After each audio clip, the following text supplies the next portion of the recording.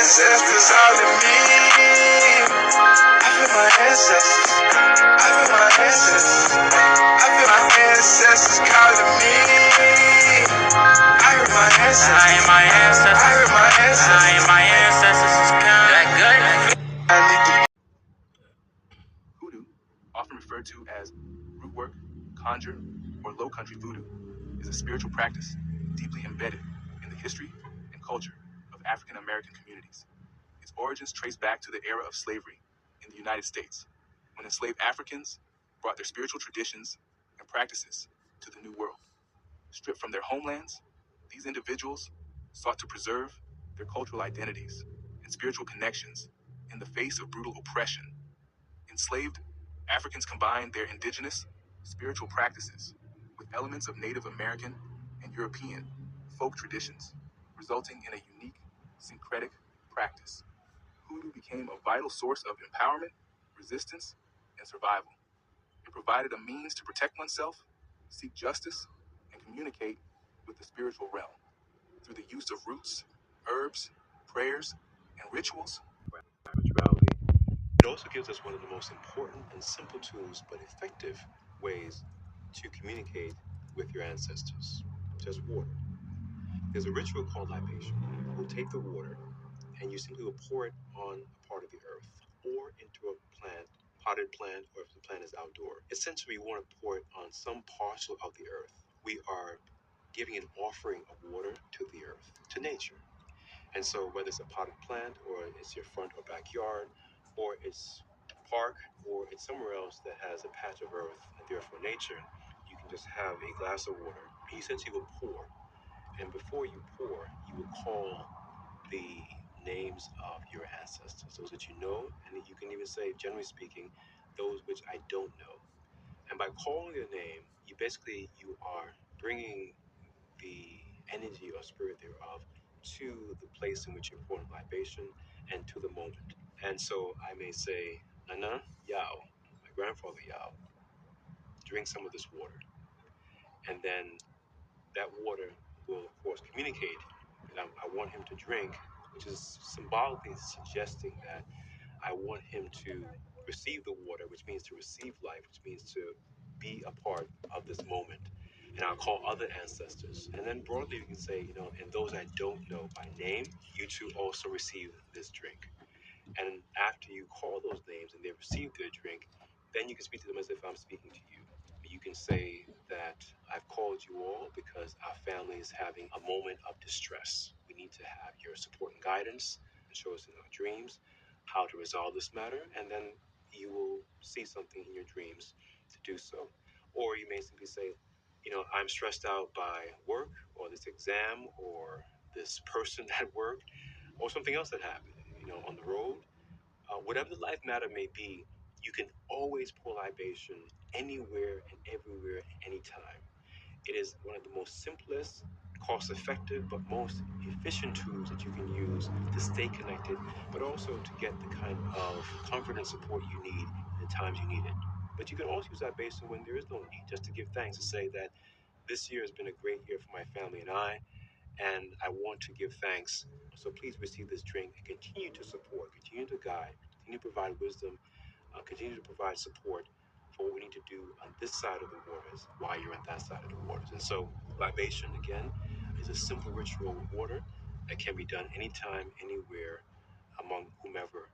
And it is effective, but it's also one of the most powerful ways to engage in spirituality that is cultural, not religious, and therefore not dogmatic. Into their practices, creating a unique blend of spirituality that honors both Black American traditions and Christian beliefs. In hoodoo, the use of candles is significant, with each color representing different intentions such as love, protection, or prosperity. Protective magic is a central theme in hoodoo, with many practitioners creating intricate spells and charms designed to shield them from negativity. The moon phases play an essential role in hoodoo, as many practitioners time their rituals to harness the moon's energy for enhanced effectiveness. Nature is seen as a powerful ally in hoodoo, with practitioners often foraging for herbs and plants that carry magical properties. Ancestral reverence is vital in hoodoo, with practitioners frequently honoring their forebears by incorporating their names and memories into their rituals. Community rituals often play a crucial role in hoodoo, as they foster connections among practitioners and strengthen the bonds within their spiritual family. Education is key in hoodoo, with many practitioners dedicating time to study its rich history and diverse practices to deepen their understanding. Another interesting fact is that many hoodoo spells are passed down through generations, often shared orally within families or communities. Hoodoo is not only about magic, it also emphasizes community, support, and the sharing of knowledge among practitioners. Symbolism is an integral part of hoodoo, as practitioners often utilize specific signs and images to channel energy and invoke spiritual assistance. Water is considered a powerful element in hoodoo practices, often used in cleansing rituals to purify and reset one's energy. Candle magic is prevalent in hoodoo, with each candle color chosen deliberately to match the intention behind the spell being cast. Exploring the natural world is often seen as a journey into the unknown, where hoodoo practitioners seek inspiration and new insights into their craft. Offerings play an important role in hoodoo rituals, as practitioners often give back to the spirits and energies they work with as a sign of respect. Crystals are commonly used in hoodoo for their healing properties, with practitioners selecting specific stones to enhance their intentions and amplify their focus.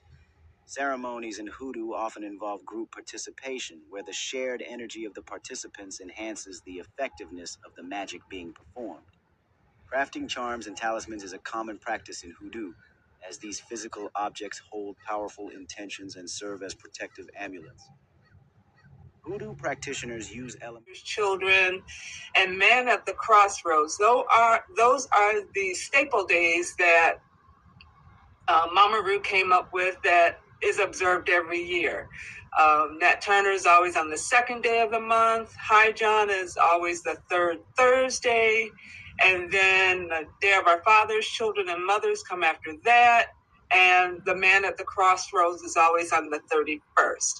What is not on here is November 1st, which is known as the Day of the Dead. And that tradition is that we will go to the graveyard or the cemetery where our loved ones are at rest, go and clean their headstones, pour out libations for them, honor them that way. And so this is just something that had been put into place to help us, who are their descendants, not forget them. And while our existence right now may not be the same, we do not want to allow their memory to go unacknowledged. So this is the calendar that I set for myself for this year, and I'm sharing it with you. You can use it verbatim the way I have it, or you can tweak it and make it your own if you choose to do so. I am A-okay with that.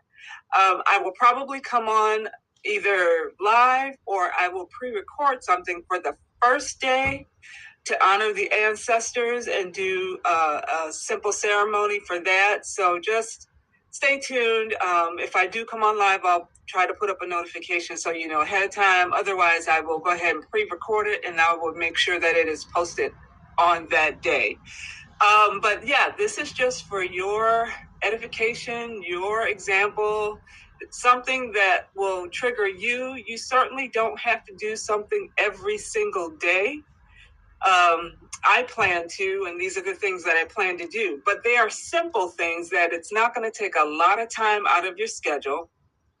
Lord knows I don't have a lot of time in my schedule, but just a quick couple of things, take a couple of moments just to say thank you, just to acknowledge, just to remind them that they are not forgotten, especially those of our ancestors who have recently passed on. I know for my husband, his mom, we will be celebrating a year of her passing, so I know this is going to be pretty fresh for us, and putting her on the ancestor altar. So, I'm just putting it out here so you have a couple days, you can reflect, get the things together that you want to get together. If you've never done this and you don't have an ancestor altar, let that be day one, that you will put an ancestor altar together. Don't try to do it like everybody else has done it.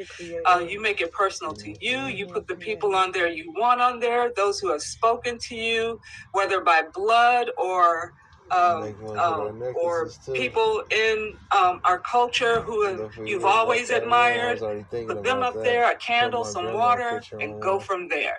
But it's just a time where we can set aside remembering them, those of us who choose to summon and speak with and commune with them, that, they say this is the time of year where the veil is the thinnest.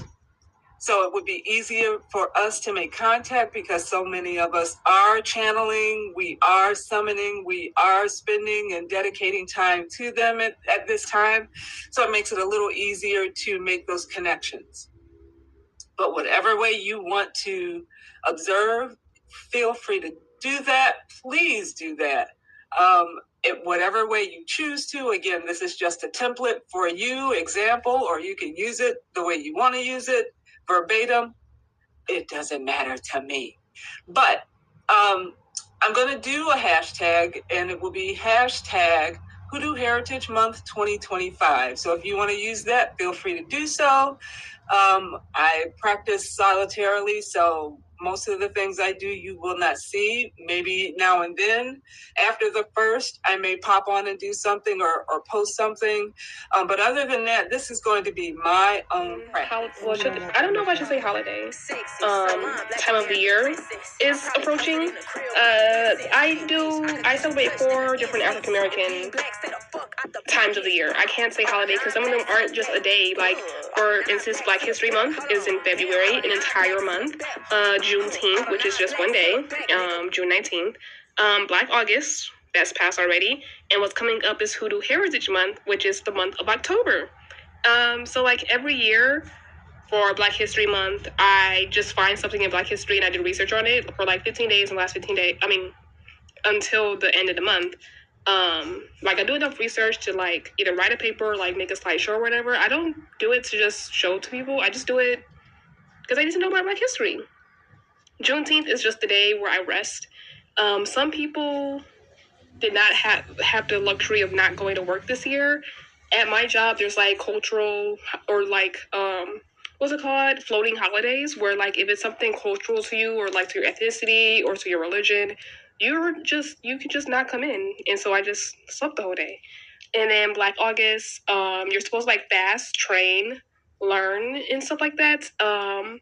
Like when it comes to fasting, it's like trying to give up something that, I don't know, you feel like you just been wanting to give up for a while. Like a colleague of mine gave up smoking for the month. I don't know if they gave up smoking altogether, but I try to use less social media, and like I stopped drinking pop for the entire month. You're supposed to like train where a lot of times there's like free self-defense classes that are nearby and stuff like that. The Cleveland Liberation Center was doing some self-defense classes, and I was going to those, and you're supposed to like learn different things. And I'm always learning different stuff about Black history. And then Hoodoo Heritage Month, a lot of people who practice Hoodoo throughout the month of October, they do like 31 days of October, which like they do something every day for the month of October that relates to like African American spirituality. Into another episode. Today we're talking about Hoodoo because this is Hoodoo Heritage Month in October. So I'm going to be giving us a few things to think about, a few lessons. And because I'm giving you some lessons, I'm giving you some resources. You can always find that information in the description box. Some of the resources I'm going to mention, you can click on through to my Amazon store and you'll be able to purchase them if you want to. If you would like to have a session with me to help you with your practices, then you'll find a link there to a consultation with me as well. All right, but for today, what are we talking about? The practicality of Hoodoo and the way that Black people use Hoodoo as African people coming to the Americas with an African spiritual worldview, right, of God as creator, and that the whole world is full of the Ashe, right? Full of God stuff, full of the energy or the spirit of God.